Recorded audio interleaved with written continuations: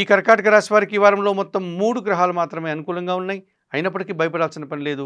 మంచి అవకాశాలను చేజిక్కించుకుంటారు. లాభములో శుక్ర సంచారం వల్ల కుటుంబంలో శుభకార్యాలు, స్త్రీజన సహకారంతో విందు వినోదాల్లో పాల్గొనడం, మంచి అభివృద్ధిని, లాభాలను అందుకుంటారు. దశమంలో చంద్ర సంచారం వల్ల వృత్తి ఉద్యోగాలన్నీ సజావుగా ముందుకు సాగుతాయి. జన్మరాశిలో బుధుడు సంచరిస్తున్నాడు కనుక కొందరి జనాల యొక్క సహకారంతో వ్యాపార అభివృద్ధి కానీ, ఉద్యోగంలో అభివృద్ధి కానీ అందుకోగలుగుతారు. అష్టమ భావంలో రాహు సంచారం వల్ల దురాశ పనుల వల్ల మీరు నష్టపోవడం కానీ, లేకపోతే కొన్ని సమస్యలను ఎదుర్కోవడం కానీ, ఆర్థిక పరంగా నష్టాన్ని చవిచూసేటువంటి వాతావరణం ఉంటుంది. ద్వితీయ భావంలో కుజుడు సంచరిస్తున్నాడు. మీ మాటల వల్ల మనస్పర్ధలు, సంతానంతో మనస్పర్ధలు, వృత్తి ఉద్యోగ వ్యాపారాల్లో అధికారులతో మనస్పర్ధలు రావడానికి అవకాశం ఉంది. ఈ రాశి వారికి ఈ వారంలో ఆది, సోమ, మంగళ, బుధవారాలు అనుకూలంగా ఉన్నాయి. అలాగే దానాలు ఇచ్చేటువంటి క్రమంలో ఈ కర్కాటక రాశి వారు 1 కేజీ కందిపప్పు మంగళవారం రోజు పేదవారికి దానం చేయండి. స్తోత్రపారాయణ విషయంలో సుబ్రహ్మణ్యాష్టకం కానీ, సుబ్రహ్మణ్య కరావలంబ స్తోత్రం కానీ నిత్యం చదువుకోండి. ఆలయ సందర్శన కార్యక్రమంలో భాగంగా మంగళవారం రోజు సుబ్రహ్మణ్య స్వామిని దర్శించి నమస్కరించుకోవడం వల్ల సంతోషంగా, ప్రశాంతంగా ఉండగలుగుతారు. సింహరాశి వారు ఈ సింహరాశి వారికి ఈ వారంలో మొత్తం 4 గ్రహాలు అనుకూలంగా ఉన్నాయి. మంచి ఫలితాలను, లాభాలను అందుకుంటారు. లాభములో రవి సంచరిస్తున్నాడు. అధికారుల యొక్క అండదండలతో అభివృద్ధిని సాధిస్తారు. రాజకీయ నాయకుల సహాయంతో కొత్త అవకాశాలను అందుకునేటువంటి పరిస్థితి మీకు కనిపిస్తుంది. లాభంలో గురువు సంచారం వల్ల మీ ఆలోచనలు కార్యరూపం దాలుస్తుంది.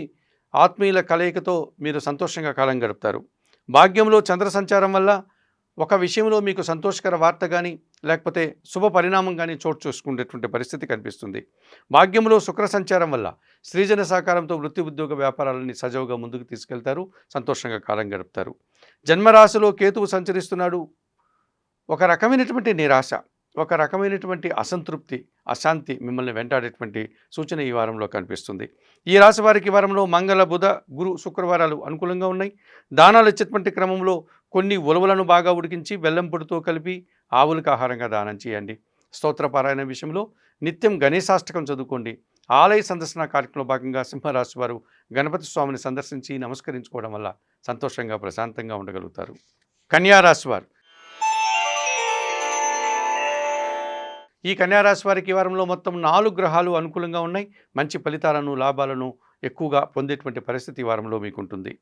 లాభములో బుధుడు సంచరిస్తున్నాడు. వృత్తి ఉద్యోగ వ్యాపారాల్లో త్రికరణ శుద్ధిగా పనిచేస్తారు.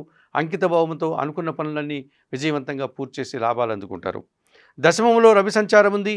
వృత్తి ఉద్యోగ వ్యాపారాల్లో అధికారుల అండదండలతో మంచి అభివృద్ధిని సాధిస్తారు.